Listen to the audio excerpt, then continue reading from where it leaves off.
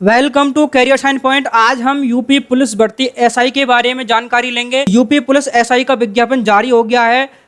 जल्द ही उत्तर प्रदेश भर्ती बोर्ड के द्वारा यूपी पुलिस एसआई के आवेदन लिए जाएंगे। जैसे कि यूपी पुलिस भर्ती बोर्ड के अध्यक्ष ने कहा था कि यूपी पुलिस जेल वार्डन के एग्जाम सितंबर माह के प्रथम सप्ताह में हो जाएंगे और यूपी पुलिस एसआई के भी आवेदन लिए जाएंगे। तो वह समय आ गया है। जो कैंडिडेट पहले से ही प्रिपरेशन कर रहे हैं वे अपनी प्रिपरेशन और तेज कर रहे हैं, और जो कैंडिडेट अभी तैयारी नहीं कर रहे हैं तो वे अपनी तैयारी शुरू कर दें। तो जानते हैं इस भर्ती के बारे में। तो यूपी पुलिस में 6000 दरोगा समेत 7400 भर्तियां होंगी, विज्ञापन दिया गया है और इसका विज्ञापन पुलिस भर्ती बोर्ड अगले हफ्ते जारी कर सकता है। तो इस विज्ञापन में कहा गया है कि उत्तर प्रदेश पुलिस के सब इंस्पेक्टर और मिनिस्ट्रियल स्टाफ के लगभग 7400 पदों पर सीधी भर्ती प्रक्रिया शुरू होने वाली है और इसमें सब इंस्पेक्टरों की पदों की संख्या लगभग 6000 होगी और इसके साथ स्टेनोवे अकाउंटेंट समेत मिनिस्ट्रियल स्टाफ के 1400 पदों पर भी इस भर्ती की तैयारी है। इस भर्ती के बारे में पूरी प्रक्रिया जानते हैं। तो आपको मैं बता दूं कि उप निरीक्षक नागरिक पुलिस सीधी भर्ती के पदों पर वर्तमान में लिखित परीक्षा आयोजित की जाती है।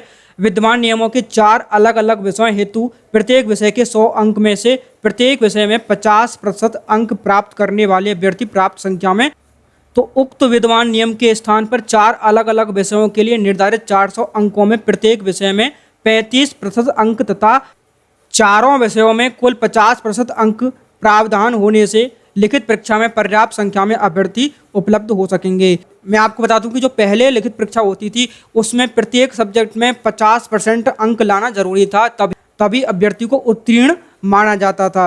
अभी इसमें क्या चेंज हुआ है? अभी इसमें चेंज हुआ है कि यानी प्रत्येक विषय में 35% अंक प्राप्त करने, कुल चारों सब्जेक्टों को मिलाकर के 50% अंक प्राप्त करने हैं। तो ये चेंजेज हुए हैं। इसके बारे में थोड़ा और डिटेल में मैं आपको बताता हूँ।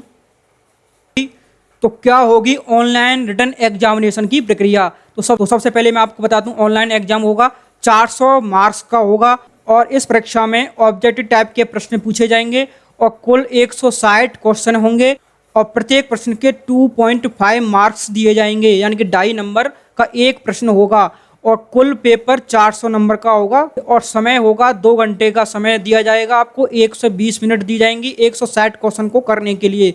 और इसमें सबसे बड़ी बात है कि इसमें कोई भी नेगेटिव मार्किंग नहीं होगी। तो ये पेपर दोनों ही लैंग्वेज में आएगा, हिंदी एंड। तो जो लैंग्वेज आप चूज करोगे उसमें आप परीक्षा देना।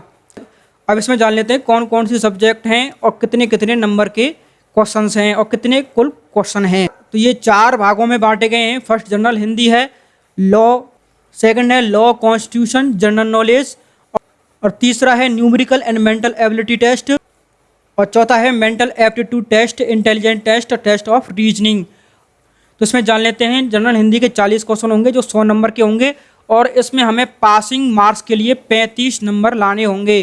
पासिंग मार्क्स के लिए 35 नंबर लाने होंगे, यानी 35% हमें लाना होगा। लॉ एंड कॉन्स्टिट्यूशन के 24 और जनरल नॉलेज के 16, दोनों को मिलाकर के 100 नंबर का होगा और इसमें भी 35% लाना होगा। और नेक्स्ट है numerical and mental ability test, ये भी 40 क्वेश्चन होंगे, इसमें 100 नंबर के होंगे और इसमें भी 35 नंबर लाना होगा। रीजनिंग, और नेक्स्ट है रीजनिंग पार्ट का। रीजनिंग पार्ट में भी 40 प्रश्न होंगे और इसमें 100 पास आउट के लिए 35% नंबर लाने होंगे। तो 400 नंबर का पेपर होगा जिसमें से प्रत्येक सब्जेक्ट में हमें 35% अंक प्राप्त करने हैं पास करने के लिए।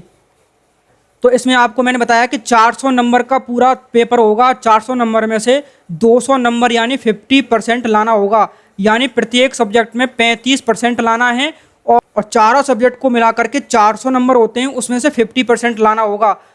तो 50% होता है 200 नंबर। तो 200 नंबर न्यूनतम लाने होंगे पास करने के लिए एग्जाम को।